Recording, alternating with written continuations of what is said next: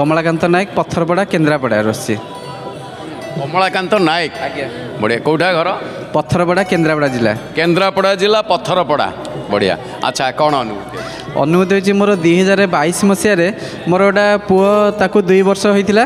ରାତି 10ଟା ହେଲାଣି, ସେଠୁ ସିଏ ଖାଲି କାନ୍ଦିଲା। ମୁଁ ଏମିତି କାନ୍ଦିଲା ଯେମିତି ଘରେ ତ ଠାକୁରଙ୍କୁ ରଖି ପୂଜା କରୁଛୁ ଜଗନ୍ନାଥଙ୍କୁ, ଆହୁରି ବି ଆମର ଯେଉଁ ଅଛି ଯେଉଁ ଡ୍ରେସିଂ ଟେବୁଲ୍ ଅଛି ସେଠି ମୁଁ ଛୋଟ ଜଗନ୍ନାଥ ଠାକୁରଙ୍କୁ ରଖିଛି। ସିଏ ସେଠୁ ହାତ କଥା କହିପାରିନଥାଏ ସେତେବେଳକୁ, ହାତ ଦେଖେଇ ଯେମିତି ଖାଲି ଜଗନ୍ନାଥ ଆଡ଼କୁ ନେଇଗଲା ମୋତେ। ସେଠୁ ଜଗନ୍ନାଥଙ୍କୁ ଧଇଲା, ସେଠୁ ରୋଷେଇ ଘର ଭିତରୁ କ'ଣ ପାଇଁ ହେଲା, ରୋଷେଇ ଘର ଭିତରୁ ତାପରେ ଟାଣି ନେଇଗଲା। ସେଠୁ ଆମେ ଯେତେବେଳେ ରୋଷେଇ ଘର କବାଟ ଖୋଲି ଦେଖିଲୁ, କ୍ଷୀର ମିସେସ୍ ବସେଇଥିଲା, କିନ୍ତୁ ସେ ପୁରା ମାନେ ସବୁ ଫୁଟିକି ପୁରା ଧୂଆଁ ବାହାରିଲାଣି।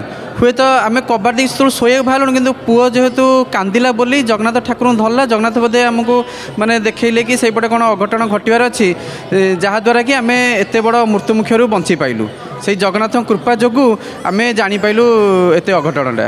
ସେଇଟା ହିଁ ମୋର ବଡ଼ ଅନୁଭୂତି। କ'ଣ ବାର୍ତ୍ତା ଦେବାକୁ ଚାହିଁବେ ସମସ୍ତଙ୍କୁ? ଅଗଣିତ ଜଗନ୍ନାଥ ପ୍ରେମୀ ଦେଖୁଛନ୍ତି ଜୟ ଜଗନ୍ନାଥ ଟିଭି ଚ୍ୟାନେଲ୍ ମାଧ୍ୟମରେ, କ'ଣ ବାର୍ତ୍ତା ଦେବେ? ହଁ, ସମସ୍ତଙ୍କୁ ବି ଜଗନ୍ନାଥଙ୍କ ଉପରେ ଭରସା ରଖନ୍ତୁ, ସେ ସବୁ ଦୁଃଖ କଷ୍ଟ ଦୂରେଇ ଦେବେ, ଆଉ ତାଙ୍କରି ଶରଣରେ ସମସ୍ତେ ରହନ୍ତୁ।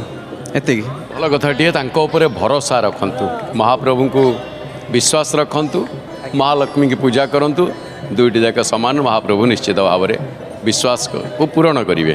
ଜୟ ଜଗନ୍ନାଥ ଟିଭି ଦେଖନ୍ତୁ। ଜୟ ଜଗନ୍ନାଥ ଟିଭି ମୁଁ ସକାଳୁ ଅଫିସ୍ ଟାଇମ୍, ଯେହେତୁ ଅଫିସ୍ ଯାଏ 9ଟାରୁ 10ଟା, ଯେମିତି ହେଲେ ଅନୁଭୂତିଟା ଦେଖେ। କାରଣ ସେଇ ଟାଇମ୍ରେ ମୁଁ ଖାଇବା ଟାଇମ୍, ଗାଧୋଇବା ଟାଇମ୍, ସିଆଡ଼େ ଟିଭି ଲାଗିଥିବ, ଇଆଡ଼େ ଶୁଣୁଥିବି, ଦେଖୁଥିବି।